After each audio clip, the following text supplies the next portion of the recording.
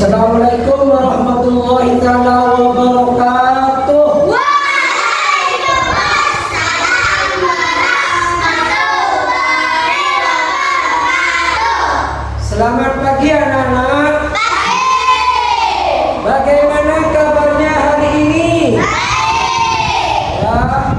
Ya mudah-mudahan yang teman kita yang lagi sakit hari ini cepat sembuh. Anak-anakku sekalian, sebelum kita mulai, mari kita bersama-sama kita awali pelajaran hari ini dengan tepuk semangat. Sudah apa tepuk semangat? Kita mulai ya. 1, 2, 3. Tepuk semangat. Oh.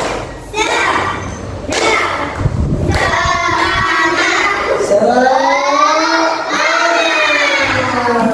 Ya, anak-anakku sekalian, hari ini kamu pernah punya HP di rumah? Punya. Punya komputer? Punya. Apalagi TV punya? Punya. Alat-alat itu yaitu apa gunanya? Main. Main. Kalau game ya kamu tahu game. Jadi kalau TV itu apa? Nonton juga hiburan ya. Jadi hari ini kita akan belajar tentang yaitu kecerdasan artifisial. Apa itu kecerdasan artifisial anak-anak? Tahu? Tidak. Oleh sebab itu mari kita dengarkan penjelasan Bapak tentang apa itu kecerdasan artifisial. Karena ini akan berkaitan dengan kamu dalam kehidupan sehari-hari dalam menggunakan beberapa alat-alat yang kita kenal dengan alat-alat digital. Sekarang zamannya digital, semuanya serba komputer, serba alat-alat yang canggih. Nah, di rumah aku punya HP, punya TV, kemudian punya komputer. Jadi itu alat-alat yang sering kita jumpai dalam kehidupan sehari-hari. Baik.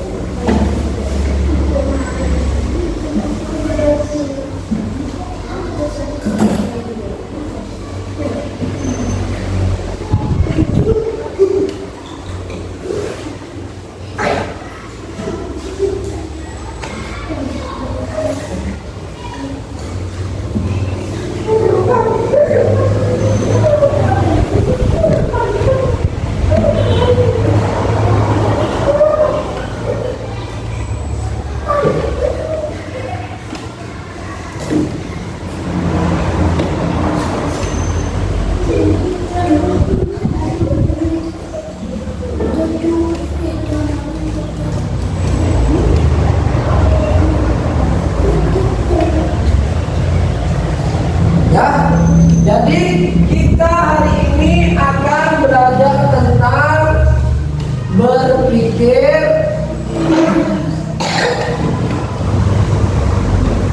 komputasional. Apa itu berpikir komputasional? Yaitu dengan berpikir komputasional itu, maka kamu komputasional, komputer, ya, sional itu berpikir. Jadi berpikir komputasional itu adalah menyelesaikan masalah.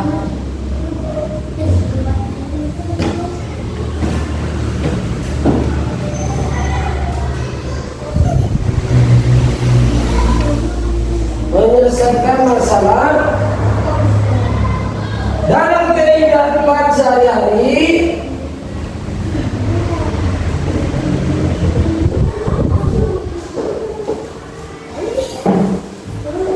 dengan menggunakan ilmu komputer.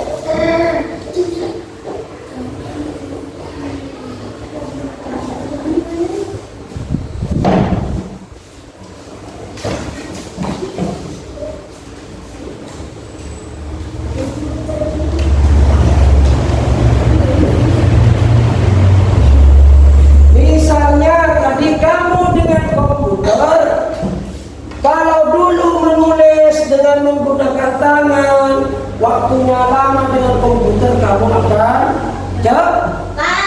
Karena sekarang ada AI, kamu tinggal bersuara, maka kamu akan muncul tulisan itu sendiri. Kalau kamu kemarin berhitung dengan menghafal kalian, menulis di buku, sekarang orang berdagang itu menggunakan kalkulator. Kamu dulu kalau menelpon jauh pakai surat, sekarang tinggal pakai HP. Mereka itu ada di luar negeri pun sekarang ada fitur-fitur HP itu yang canggih seperti video call. Jadi ini berpikir komputasional itu menyelesaikan masalah sehari-hari dengan menggunakan ilmu komputer. Kenapa harus menggunakan ilmu komputer? Karena ilmu komputer itu sudah ada di sekitar kita, sering kita jumpai, tak usah repot lagi, semua ada. Sekarang kita lanjut ya ke prinsip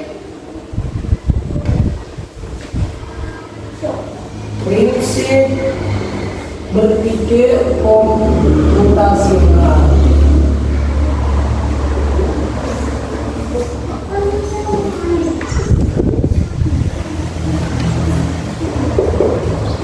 Apa itu prinsip-prinsip berpikir komputasional? Yang pertama itu adalah dekomposisi atau pemecahan masalah.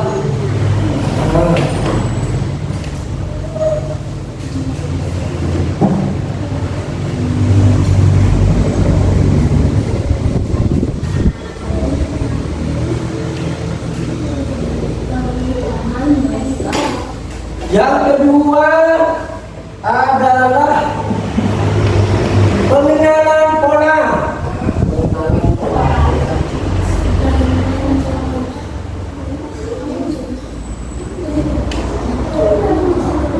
Yang ketiga adalah abstraksi.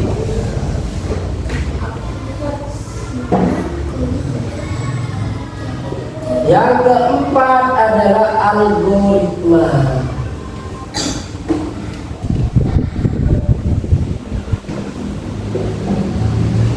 Pada hari ini kita akan belajar algoritma. Karena kemarin kamu telah belajar tentang dekomposisi, pengenalan pola, dan abstraksi. Algoritma itu berpikir algoritma, menyusun. Ada beberapa langkah itu, instruksinya itu kadang-kadang tidak berurutan. Misalnya kamu cara menghidupkan HP, bagaimana menurut kamu yang benar? Kalau mau hidupin HP, mau nelpon, gimana? Apa yang pertama kali ditekan? Coba, Emil apa Emil? Apa Mir? Kalau yang pertama ditekan Mir, yaitu tombol power dulu, karena HP-nya kadang-kadang ya setelah itu pakai kode, mungkin ada kata sandinya, baru kita buka kata sandinya. Nah, algoritma itu seperti itu. Makanya menyelesaikan langkah itu secara prosedur berurutan. Seperti contoh tadi, dalam dalam menyusun. Misalnya sini Bapak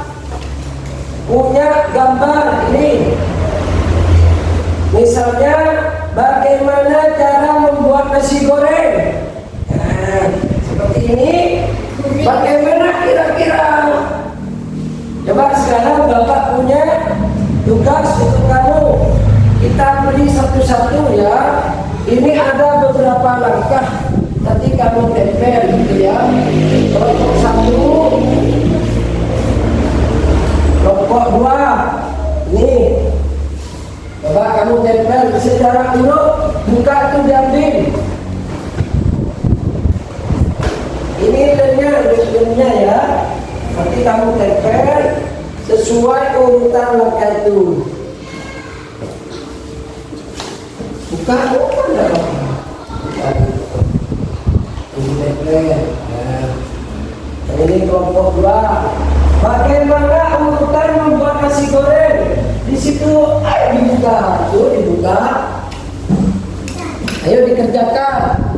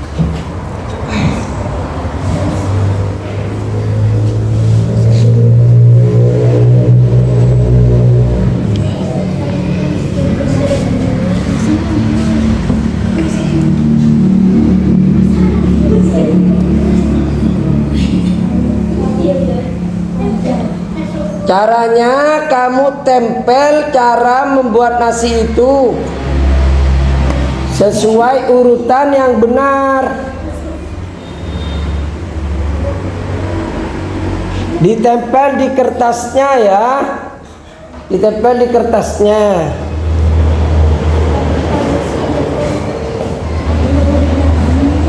Ayo saling bantu, tolong dibantu tuh. Umam, dibantu.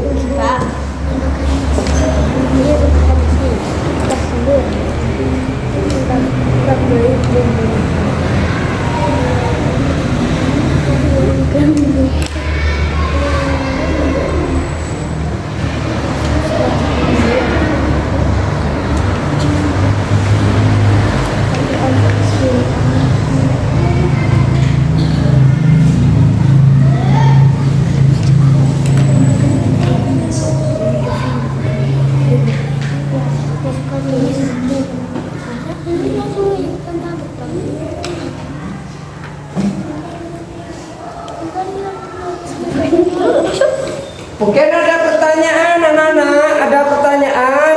Bagaimana menurut pengalamanmu cara langkah membuat nasi goreng yang benar? Nah, sesuai mungkin pengalaman.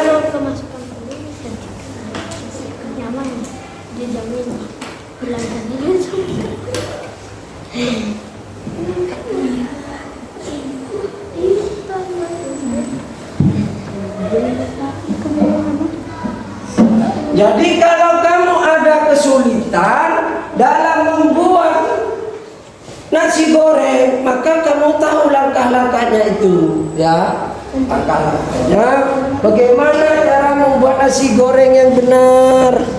Nah, apakah nanti nasinya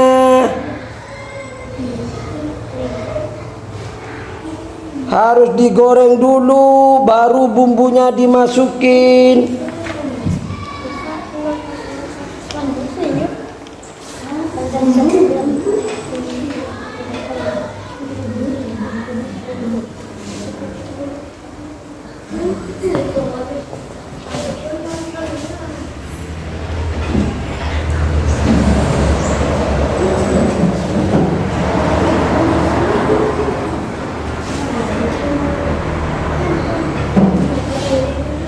Silakan ditanyakan, mungkin ada kesulitan.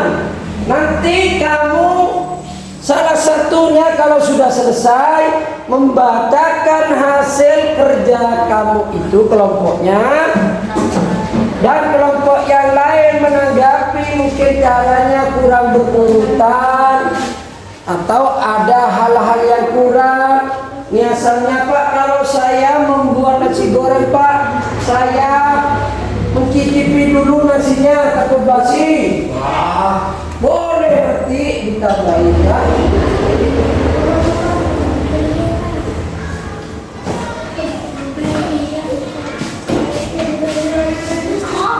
Mungkin Emir mau tampil di depan.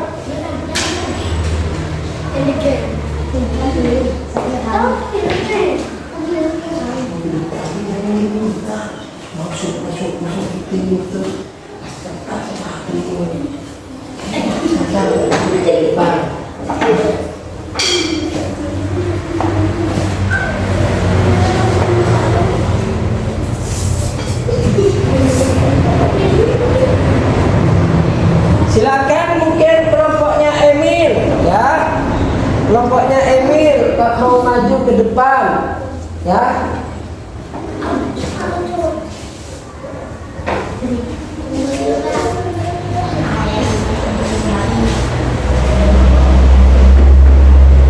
Dibaca pelan-pelan bagaimana kita itu menentukan langkah membuat algoritma ya. Kita membuat algoritma itu sesuai langkah-langkah yang sistematis ya. Coba sekarang kelompoknya Emil.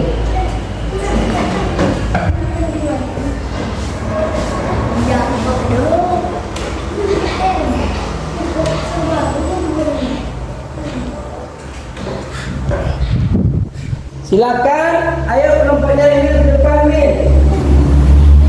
Yo, silakan di sini. Emil baca di depan. Assalamualaikum warahmatullahi wabarakatuh. Waalaikumsalam warahmatullahi wabarakatuh. Cara membuat nasi goreng. Langkah-langkah: 1. Panaskan wajan. 2. Tambahkan 1 sendok minyak goreng. 3. Tambahkan nasi. Jangan ditutup mukanya ya. 4. Tambahkan bumbu. Hadap ke sini. Ya. 5. Tumis bumbu. Dan 6. Masukkan telur dan sajikan. Ditempel di papan. Hasilnya ditempel di papan tulis ya. Nah.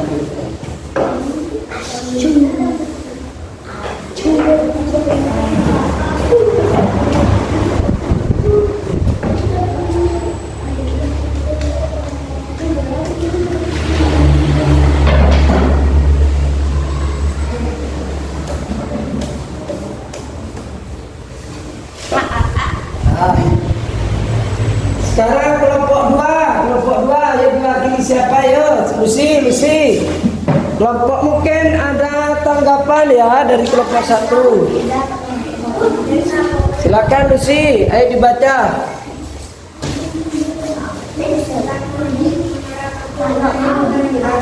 Waalaikumsalam warahmatullahi wabarakatuh.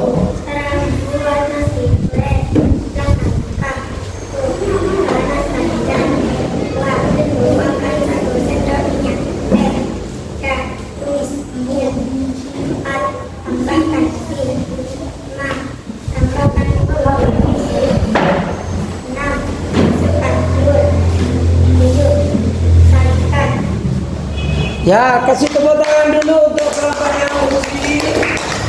Hasilnya ditempel, ayo ditempel itu ke sini. Ya.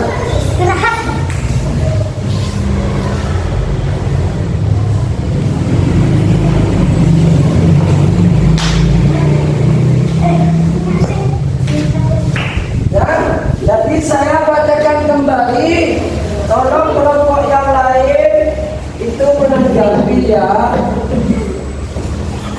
Sekarang langkah-langkah membuat nasi goreng menurut kelompoknya Emil, Salman dan Davi, yang pertama panaskan wajan. Yang kedua tuangkan sendok minyak goreng. Kadang-kadang ibu di rumah juga tidak menggunakan minyak goreng, tapi menggunakan apa lagi pengganti minyak goreng? Maka kadang-kadang pakai margarin dan ya. Kemudian tambahkan nasi. Langkah berikutnya setelah nasinya masuk, tambahkan bumbu ke nasi. Tumis bumbu. Kemudian masukkan telur sajikan. Apa tidak bumbunya ditumis dulu setelah nasinya? Tuangkan minyak. Nanti tumis dulu bumbunya mestinya. Ya, jadi bumbunya ditumis dulu. Nah, ini bandingkan dengan kelompok 2. Panaskan wajan, tumis bumbu, tambahkan nasi, tambahkan bumbu, masukkan telur. Wah, ini kira-kira menurut kamu yang benar kira-kira mana ini? Kelompok sih, kenapa ini? Karena bumbunya, kalau bumbunya tidak dimasukkan, berarti ini nanti kurang meresap kena. Iya. Jadi begitu anak-anak. Algoritma itu sebenarnya adalah bagaimana kamu menyelesaikan masalah dengan menggunakan langkah-langkah yang benar. Karena kalau langkah itu tidak sistematis, maka hasilnya akan kurang bagus. Sama dengan kamu ketika langkah menggambar langsung diwarnai dulu, padahal belum ada objeknya. Maka harus ditulis dulu objeknya, digambar pakai pen atau langsung menggambar pakai pensil gambar. Ketika salah, maka sulit menghapusnya. Jadi anak-anak, hari ini kita telah belajar apa? Belajar berpikir komputasional, yaitu tentang algoritma. Apa algoritma? Yaitu menyelesaikan masalah dengan menyusun langkah-langkah secara sistematis. Mungkin kamu cara belajar yang benar, cara membaca yang benar, seperti itu. Hari ini kita telah belajar tentang komputasional, yaitu tentang algoritma. Mungkin ada pertanyaan sampai di sini? Ada? Tidak ada? Mengerti? Ya, tentang algoritma ini anak-anak paham semuanya? Baiklah, kalau sudah paham, marilah kita tutup pelajaran hari ini dengan berdoa bersama-sama. Kita mulai doa dulu.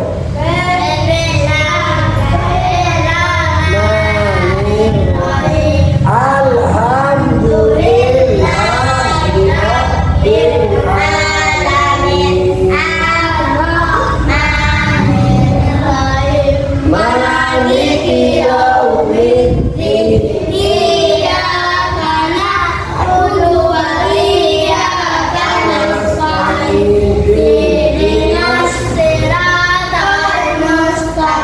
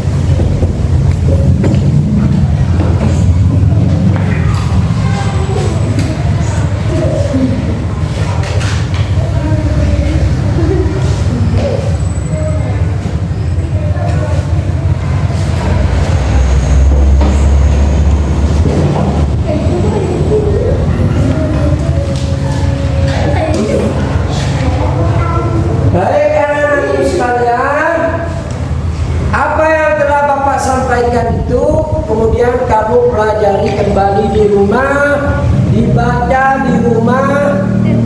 Dan untuk kegiatan berikutnya yaitu tentang apa itu manfaat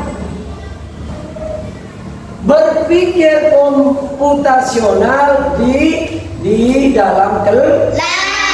Jadi untuk pelajaran berikutnya kita lanjutkan minggu depan.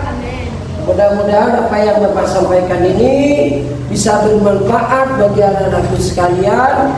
Bapak akhiri, wassalamualaikum warahmatullahi wabarakatuh.